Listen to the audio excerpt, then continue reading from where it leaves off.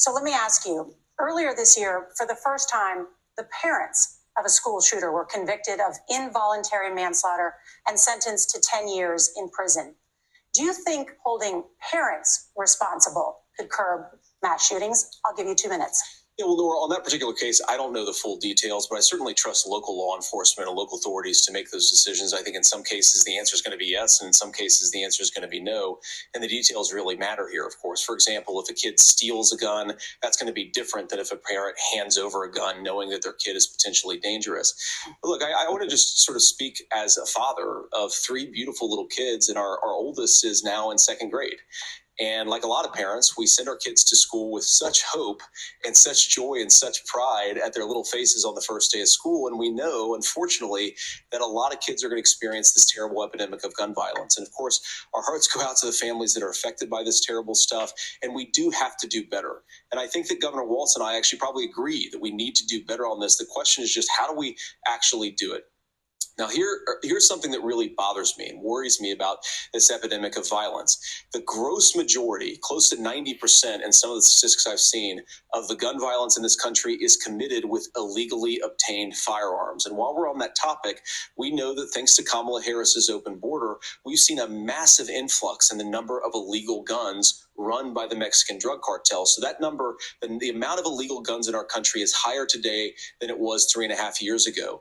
But what do we do about the schools? What do we do to protect our kids? And I think the answer is, and I say this not loving the answer, because I don't want my kids to go to school in a school that feels unsafe or where there are visible signs of security. But I unfortunately think that we have to increase security in our schools. We have to make the doors lock better. We have to make the doors... Metal detectors, perhaps. I mean, like you said, it's not the most aesthetically pleasing, but lots of schools have those. And if it's a matter of keeping the children's lives safe, I think it's worth it. Make sure they're screened. Make sure they're walking through metal detectors and, everything is what it is. Because there are a lot of crazy people in the world. Crazy kids, crazy parents. And I agree also partly it should be the parents' responsibility. Parents have to be responsible gun owners, locking it up, making sure your children don't have the code. If you're going to go hunting or you're going to go do some shooting activity, you make sure you secure the weapon afterwards safely. Never done without you being present. Different things like that I think would be very helpful. Stronger. We've got to make the windows stronger. And of course, we've got to increase school resource officers, because the idea that we can magically wave a wand and take guns out of the hands of bad guys, it just doesn't fit with recent experience. So we've got to make our schools safer. And I think we've got to have some common sense bipartisan solutions for how to do that. Governor, you have 2 minutes. Well, I think all the parents watching tonight, this is your biggest nightmare. Look, I got a 17-year-old and he witnessed a shooting at a community center playing volleyball. Those things don't leave you. As a member of Congress, I sat in my office surrounded by dozens of the Sandy Hook parents, and they were looking at my 7-year-old picture on the wall. Their 7-year-old were dead, and they were asking us to do something. And look, I'm a hunter. I own firearms. The vice president is. We understand that the Second Amendment is there, but our first responsibility is to our kids to figure this out. In Minnesota, we've enacted enhanced. Taking legal guns from legal gun owners is not the answer. I've always heard one of the biggest reasons America is such a threat is not that they have such a great, strong, big military, but that 350 million people, a large majority of those people are armed and ready to defend the country. So you don't just have a military to worry about, but you have citizens to worry about, and they will all ride at dawn. You know what I'm saying? So to disarm the legal gun owners from being able to protect themselves, mind you, most of the people committing these shootings and stuff, they're already criminals. If their parents didn't have a gun, I guarantee you they'd go get it somewhere else. Red flag laws, enhanced background checks, and we can start to get data. But here's the problem. If we really want to solve this, we've got folks that won't allow research to be even done on gun violence. And this idea that we should just live with it, and I here's what I do think, that this is a good start to the conversation. I 100% believe that Senator Vance hates it when these kids, it's abhorrent and it breaks your heart. I agree with that. But that's not far enough. when we know there are things that work? I've spent time in Finland and seen some Finnish schools. They don't have this happen, even though they have a high gun ownership rate in the country. There are reasonable things that we can do to make a difference. It's not infringing on your Second Amendment. And the idea to have some of these weapons out there, it just doesn't make any sense. Kamala Harris, as an attorney general, worked on this issue. She knows that it's there. No one's trying to scaremonger and say we're taking your guns, but I ask all of you out there, do you want your schools hardened to look like a fort? Is that what we have to go? When we know there's countries around the world that their children aren't practicing these types of drills.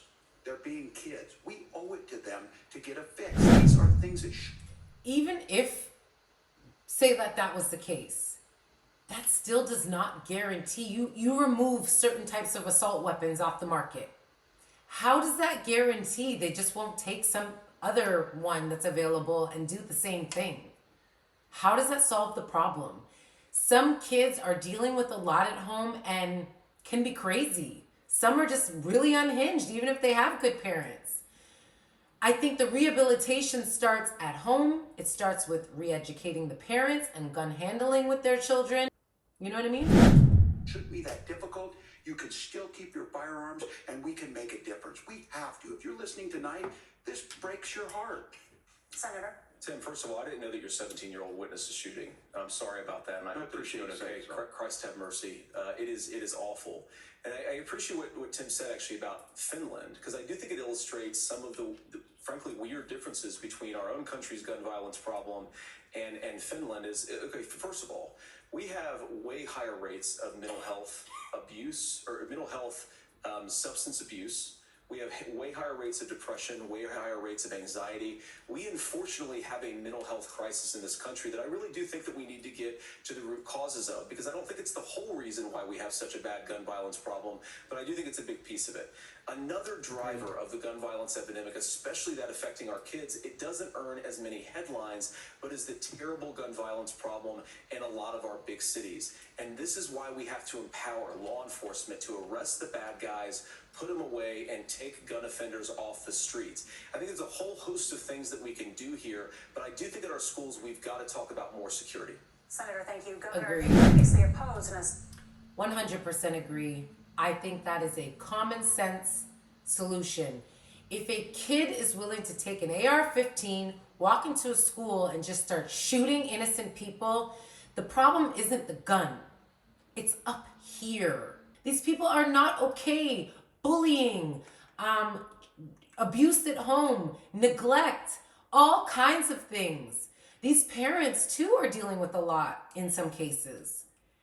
And you know, if a parent falls short of properly parenting a child, the mental health could start there. assault weapons ban, but if only later in your political career did you change your position. Why? Yeah, I sat in that office with those San Diego parents. I've become friends with school shooters. I've seen it. Look, the NRA, I was an NRA guy for a long time. They used to teach gun safety. I'm of an age where my shotgun was in my car so I could pheasant hunt after football practice. That's not where we live today. And several things I want to mention on this is talking about cities and where it's at. The number one where the most firearm deaths happen in Minnesota are rural suicides.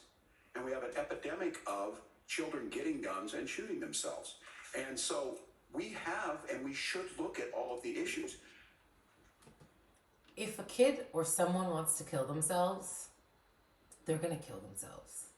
If you take away the gun access, they'll jump off a bridge. They'll jump in front of a car. They'll take their mom's Tylenol bottle. They'll do something else if that's what their heart desires, which goes back to the point of J.D. Vance and what he said.